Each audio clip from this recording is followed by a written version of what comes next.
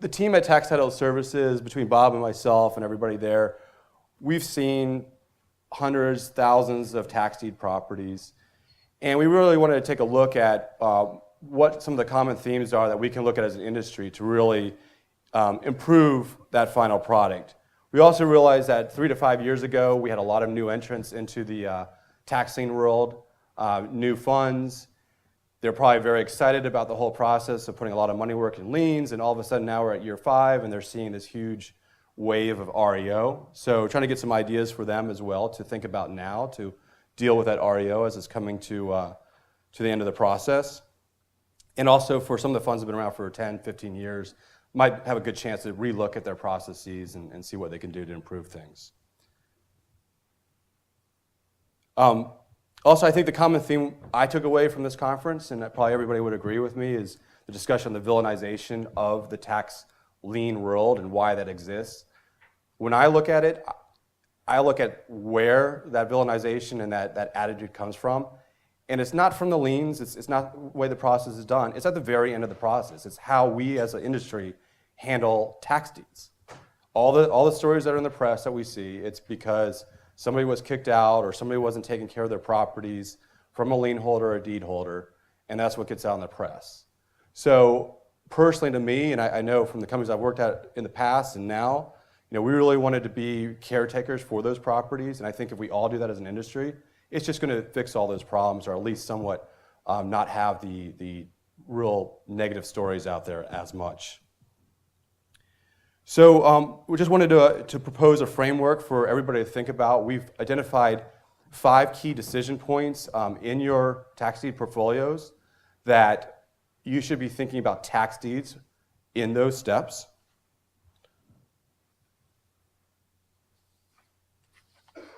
We've also looked at the mortgage industry and tried to benchmark how they are doing things, because as the mortgage industry came into existence in 08, 09, they were ahead of the curve on us. We really haven't seen the wave of REO that they did, but they have some great systems in place. So the 5 critical decision points for you as a servicer, as a tax lien holder, or as a service provider, pre-auction, which is before you even go to the tax lien sale, think about REO and what you're going to do with it. Post-auction, so right immediately after the sales. Pre-foreclosure or pre-TDA for those guys that are investing in Florida. And at deed issuance, what you should be thinking about and doing. So the first decision point that we've identified, that if you take an REO perspective in the beginning, it's going to help you out in the end, is pre-auction.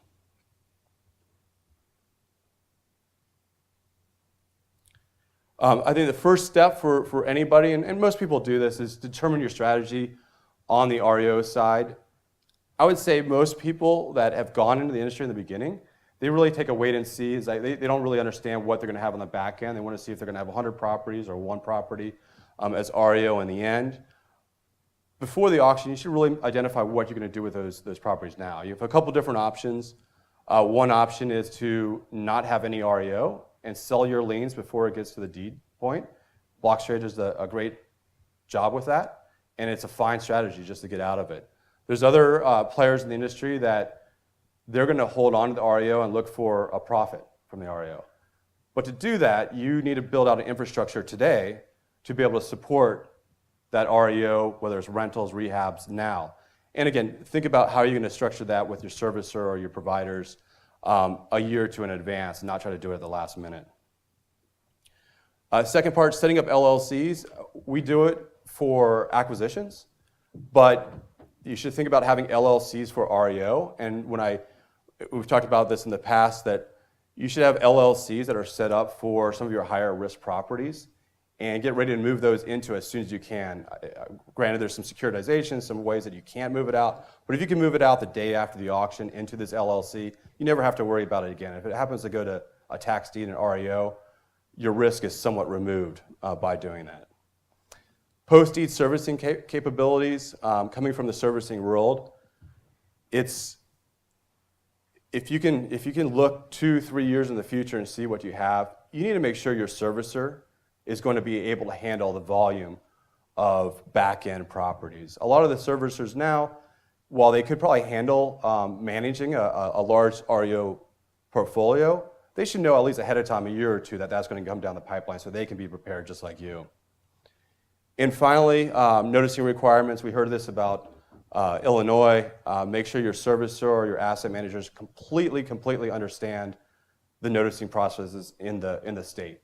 One mistake, in some of these states have a strict compliance requirement. It could cost hundreds of thousands of dollars, millions of dollars potentially. So if I own the portfolio, I'm going to trust my servicer, but I as the portfolio owner, I'm going to go and double check and triple check those notices and at least have a couple eyes on there just so I'm auditing the process, because again, it could be just a minor dot on the say 4 or 5 noticing that causes many issues. So the second decision point is right after the lien auction. I like this quote, by the way. So you bought a fresh set of tax liens. You've sent it over to your servicer. I think there's a critical step here, and this could be the very day of or the day after the auction. Get down in the room, get on a phone call, talk to your servicer, talk to your asset managers, talk to yourself if you're the only one buying this, but see what you bought. A lot of times we have the intention of buying all these good liens, and all of a sudden, for whatever reason, you haven't bought what you wanted to buy, and your good portfolio is not so good. Well, address that today, and there's certain things you can do now to minimize those risks and try to get a little bit more profit out of it by doing that. I always recommend create an action plan for every single lien that you buy. Granted, some folks in this room buy 10,000 liens at a pop, but you should have at least an initial strategy for every single lien in that group. And all that does is it tells your servicer, tells your asset manager what your plan is to do with that lien. If you're going to sell that lien at year 2, they'll know what to do. But if you're going to hold on to all these properties and really try to get the deed and be aggressive on your foreclosures, they'll understand that they've got to have the infrastructure around that to be able to manage those tax deeds. That also includes guides for future subs purchasing. Whoever's buying your subs, they should know from day one what your criteria is for buying subs, LTV limits, what type of reviews you need to do. Just a real blueprint for those liens. And finally, just to kind of circle back, you're educating your servicers, your asset managers, your investors of what you buy, what your intention is, and 3-4 years from now, what you're going to have and how you're going to deal with it. And I see this with a lot of the newer players that are in the field, is that REO is just an afterthought, and yet that's where you either make or you lose your money. So it really shouldn't be an afterthought. It really should be the first thing on your mind as you're buying these portfolios.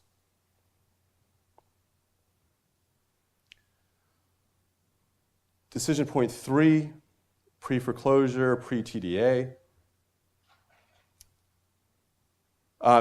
Timing, it's really up to you, but you need to have enough time that you can make changes and do noticing. A lot of states actually require noticing before the foreclosure period starts. So all I'm recommending is do it in plenty of time so that your attorneys, your service providers can do the work that they need to. Always get new assessment data. We've got some tax sale resources. We've got some great data providers here that can get that information. It's really just to see if something's been demoed.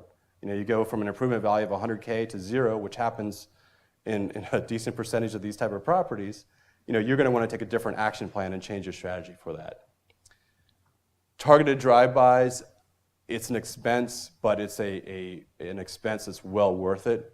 So for those properties that you feel like are on the edge of what you want to do, recommend doing targeted drive-bys. We have a new service that we can actually do those drive-bys for you and take pictures, and you can get a good assessment of what you have before you spend the money on your attorney to foreclose. So I know in New Jersey they charge $50, $40 an hour, whatever the going rate is now. But it's an expense. If you're going to spend $4,000 on your attorney to go and foreclose on these properties, you might as well spend $20, $30, $40 to actually see the property and see what you have before you go forward on it.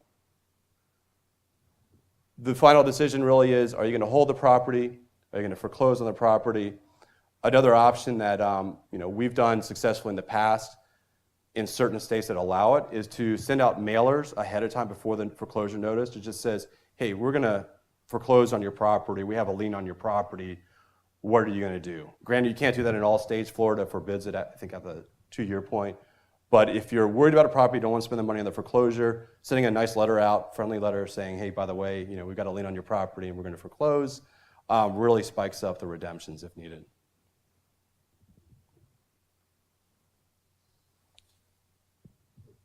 So pre-deed, and granted, every state's a little different. Florida, when the clerk sales are coming up, so this is a good time to do it. It's a risk management decision. When I got to this point managing portfolios, I just wanted to see if there's anything in that portfolio that's going to cause me a huge check that I have to write, a lien or a property that has a huge lien that I'm not going to spend all the money to take the deed to. So, and always, they're tax deeds, so focus on the worst case. I try to visualize what my HUD-1 would look like at the very end of the process. So gathering your data about the valuations of the property, minus the municipal liens, any unknowns that you have, really got you that point.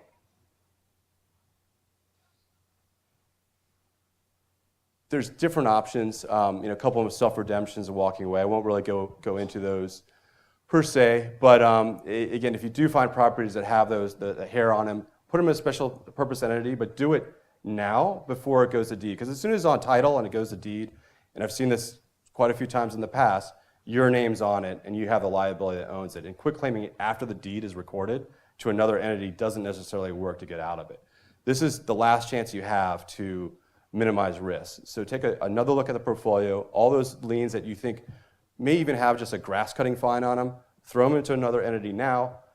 The deed will be issued in that entity and it won't affect the rest of your portfolio as you get it. The last step, this is actually more important for tax title clearing, and that's this is the step that I think most people miss and causes the biggest delays actually once you get your deed. No title company in the world is going to give you title insurance on a property if you haven't taken possession of the property, to include notifying, seeing who's in the property if it's occupied, putting them under a rental plan, starting an eviction, getting them out of the property in some way. Cash for keys works right. But you can't just take a property, not touch it at all, never notice the person in there, and expect to be able to sell it with any sort of title insurance. So we have guys coming in at month 3, month 4, and saying, hey, I've got this under contract. Can you clear the title for me? Well, yeah, we can clear the title and get you title insurance in 30 days. But then we go in, we actually inspect the property ourselves, and there's somebody living in there. And we ask the owner, and it's like, yeah, we haven't really contacted them, but we got it under contract, we can do it. Well, no, and then they have to file an eviction. If you did this from day one, you wouldn't have that time delay to get them out at month 6, month 7. One of the new services that we're providing actually in this, and since we've already doing it, we do inspections and noticing, and we'll also do cash for keys noticing nationwide. We'll also do valuations on your properties. So when you get to the pre-deed, you can order from us everything that you would need to see in these properties. We'll talk about a little bit more at the end of this, to really give you a good decision on what you want to do if you even want to take the deed on these. The final decision point is now you've got the tax deed in your name. And I have a checklist that I think everybody should use from day one, and not month 2, month 3, which in our industry it seems like it takes forever. The day you get your deed, there's no reason that you can't order a BPO, check on municipal liens, get an occupancy check, start noticing, and secure the property if it's vacant. You can do that day one, the day that the deed is mailed to you and it's in your office or recorded. Just get started in the process. What I see too many times with everybody, it's 3 weeks later, 4 weeks later, they're trying to find an agent that they may or may not know. It takes them a week or 2 to get a BPO. May not be a good BPO. Nobody's trying to call the occupant or put a notice on the door. You can do these all in one. We do have a service that does that from day one. So your asset manager can spend 30 minutes sending an email file over to me saying, hey, we've got 50 properties. Can you do these steps on them? And we'll go out and do it in 10 days. So in 10 days, you know what you have. You know what the value of the property is. You know what liens are on the property that have survived the tax date issuance. And you've got a game plan at that point. You can even start title clearing just about the process. If it's vacant, you can order your title clearing now, and 30 to 60 days, you'll be able to sell that property with title insurance. You don't have to wait 6 months. You don't have to wait for a quiet title as long as the county did everything right. My goal really is to change the process as an industry from a 4 to 6 month, let's sell our REOs when we get the chance, to 60 days, the property's sold with quiet title. Another good option too is reserve auctions. They can sell your inventory very quick. And what I've seen really the past 2 years is that the auction prices, in a lot of cases, are going for the same value as market value minus your broker fees. It's just the nature. There's not enough investment properties. There's way too many investors in most areas. If you put your property on an online auction with a reserve bid, it doesn't cost you anything. I bet you're going to get a bid on some of these properties. It'll completely surprise you of what we're seeing out there. And repairs, I don't necessarily do repairs, but that is another option to get into, and there's services out there that can do it. So my spin for tax title services, in case you're not familiar with what we do. We clear titles on tax deeds. So what that means specifically is we go through, we order title, we order the tax file that the county treasurer had noticed it, we match the two, we do our own inspections, we do additional due diligence, and if everything was done correctly, which 95% of the time with the county treasurers, they do everything, we'll be able to certify that property, and we have several partner title companies that'll issue title insurance so that you can go to closing and sell the property with a special warranty deed, title insurance.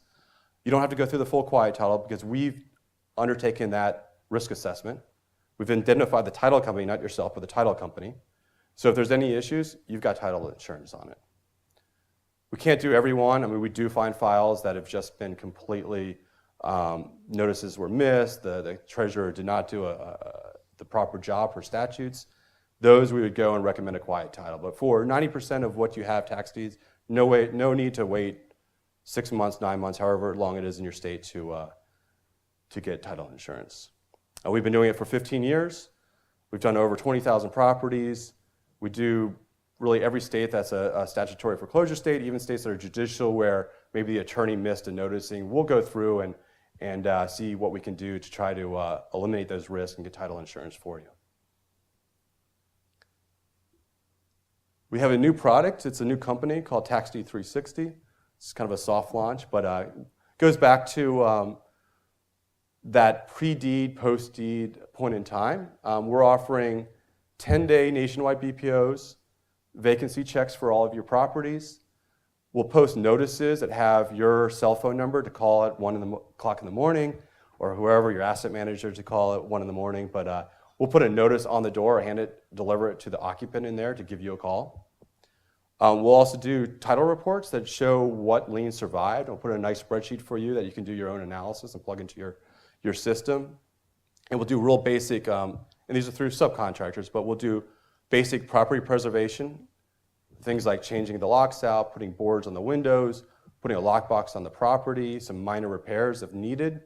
All in all, so you've got a sense of what you have, what's going to be owed on the HUD-1 when you finally go to close, and your asset, if it has a hole in the roof, we'll plug it up so the rain doesn't get in there and cause $10K worth of damage.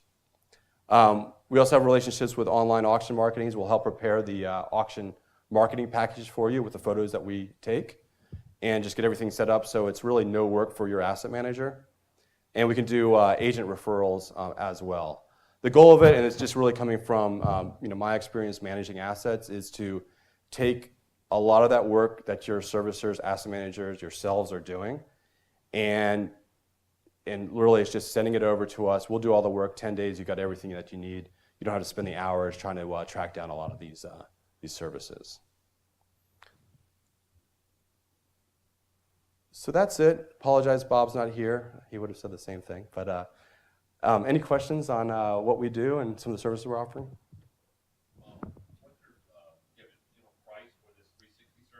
Yeah, so we're going to be offering a menu of services, but we have one price, it's $299, that gives you everything that was on that list. If you order a title clearing with us, we'll give you a $100 discount. So basically $200 for all those items: the title report, a separate inspection, and a BPO. And if it actually needs trashing out in the morning, that'd be a separate charge. Separate charge, yep. Yep. You mentioned when you create separate LLCs for REO. We specifically talking about if there are problematic ways that you put together, or that environmental issues have to create a separate LLC for each one, or actually put back each REO into a separate LLC.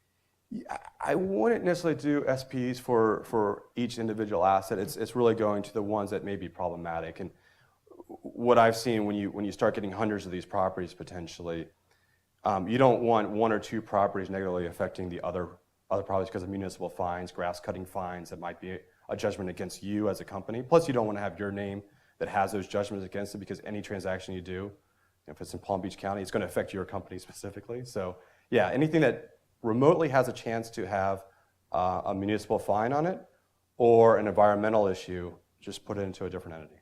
But are you talking about those problematic ways each into its own LLC, or would you create like a good bank and bad bank? I've seen both. I mean, it's not too expensive to create just one LLCs. I don't know what it is in Florida, but it's $100 in Virginia. So yeah, it's just a cost analysis. Anybody else? All right, Tom.